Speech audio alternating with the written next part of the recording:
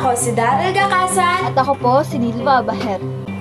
at ang tatalakayin natin ngayon ay tungkol sa ugnayan ng wika at lipunan. Makikita ito sa unang leksyon ng Aralin 14. Makikita natin sa ating mga screen na may 4 na mga larawan, tama? Kung titingnan at sisiyasatin natin itong mabuti, ito ay may ibig na ipahiwatig sa atin na ang wika, kultura at lipunan ay magkakaugnay sapagkat ang wika ay bahagi ng isang kultura at ang wika at kultura naman ay bahagi ng isang lipunan. Gamit ang wika at kultura, ito ang nagbibigay daan upang mas lumalim ang relasyon at mapatatag ang komunikasyon ng bawat isa sa nasabing lipunan. Ngunit bago tayo formal na magsimula sa ating diskusyon, tayo ay makakabasa o makakasalamuhan ng mga salitang hindi pamilyar sa atin. Tara na't alamin natin ang kahulugan ng mga sumusunod na salita.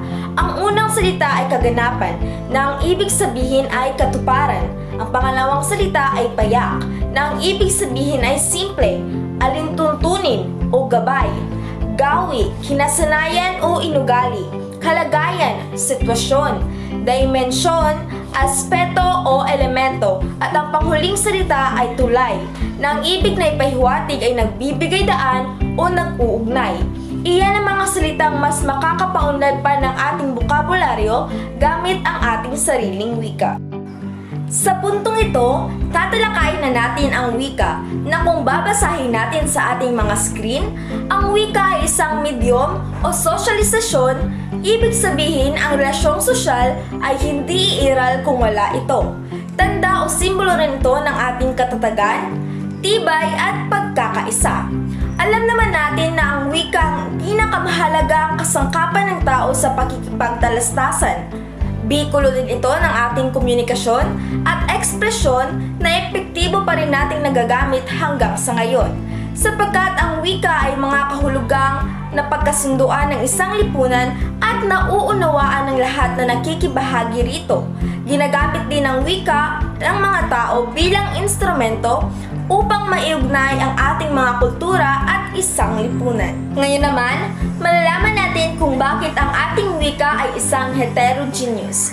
Ayon sa sociolinguistikong teorya, heterogeneous ang wika sapagkat magkakaiba ang bawat individual at pangkat na may magkakaibang ginagalawan, interes, gawain, kaalaman at iba pa. Ang wika ay hindi basta payak na medium na ginagamit sa pakikipagtalastasan ayon sa sistema ng mga alintuntunin. Ang heterogeneous ay isang panguring salita ng ibig sabihin ng heteros ay magkaiba. Ang genus naman ay uri o magkalahi.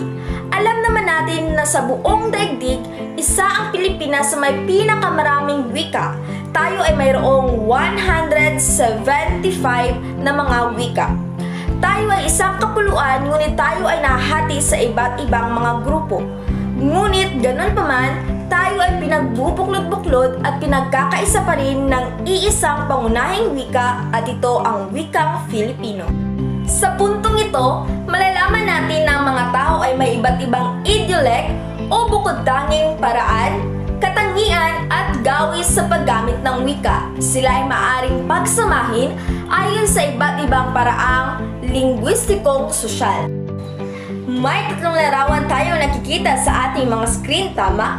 Sa unang larawan, makikita natin ang ating Pangulo na nakikipag-usap sa kanyang mga alkalde o opisyal ng ating gobyerno. Sa pangalawang larawan naman, makikita natin ang 2 lalaki na nakikipag-usap sa isa't isa na mapapansin natin sa kanilang kasuotan na sila ay mayroong mataas na level ng edukasyon na natamo. At sa pangatlong larawan naman, makikita natin ang isang ginang na casual na nakikipag-usap sa mga taong nakapaligid sa kanya. Ito ay nagpapahiwatig na dahil sa pagkakaiba ng mga individual at pangkat ng tao ayon sa kanilang lipunang ginagalawan, antas ng pamumuhay, level ng edukasyon na natamo at edad, tayo ay nagkakaroon ng iba't ibang variety ng wika. Ngunit kahit pa ang mga pangkat ng tao ay mayroong kanya-kanyang variety ng wikang ginagamit, Individual pa rin ang paggamit ng wika sapagkat bawat isa sa atin ay mayroong kanya-kanyang paraan upang maibahagi at magamit ang ating sariling wika. Mga halimbawa na ang wika ay heterogeneous ay ang pagsama-sama ng isang grupo dahil sa isang komportableng wikang ginagamit at naiintindihan ng mga kasapi. Halimbawa nito ay ang pagsama-sama ng mga ikatlong kasarian o ng mga LGBTQ members. At ang kanilang gamit na wika ay gay lingo. Halimbawa ng gay lingo ay ang Chaka, Chabelita, Tomgut at Hagardo Versosa. Isa ring halimbawa nito ay ang pagsama-sama ng mga kabataan at ang paggamit ng Jejemon o balbal na wika. Halimbawa nito ay Werpa, Lodi, Petmalu at Arpat. Isa ring halimbawa na ang wika ay heterogeneous ay ang pagsama-sama ng mga individual na may pare-parehong socio-economic na kalagayan, pananampalataya, hilig at gawi at iba pa. Makikita ito sa larawan ang pagsama-sama ng mga sundalo, pulis, abogado, bumbero at iba pa. Mula sa aking nabanggit, makikita nga na ang wika ay maaring makabuo ng dialect at sociolect. Ngunit ano nga ba ang dialect at sociolect? At paano ito nabubuo? Nagbibigay daan ng pang-geographical dimension o geographical dimension upang makabuo ng dialect. Dialect o ang natatanging paraan o bersyon ng pagsasalita ng isang wika. Halimbawa nito ay ang Tagalog Camarines Norte, Tagalog Quezon, Tagalog Marinduque at iba pa. Nagiging tulay rin ang panlimpunang dimensyon o social dimension sa pagkakaroon ng sociolect. Sociolect o ang tumutukoy sa wika o dialect na ginagamit ng pangkat ng tao. Halimbawa nito ay ang wika ng mass media, wika ng mag-aaral, at wika ng LGBTQ.